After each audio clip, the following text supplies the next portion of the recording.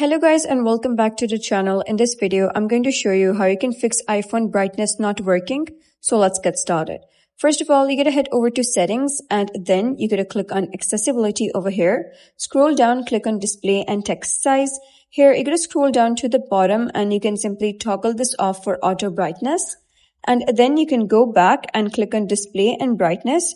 Scroll down and make sure that the brightness slider is working properly. You can also toggle off true tone and make sure that night shift is also toggled off. You can go back again and check for low power mode. So you're going to click on battery over here and click on power mode right over here. So if low power mode is on, then your brightness can be lower. So make sure that the low power mode is disabled. And also if your iPhone feels hot, brightness may drop. So let it cool down. This is normal thermal protection. And next, also make sure to clean the top sensor area that is near your front camera.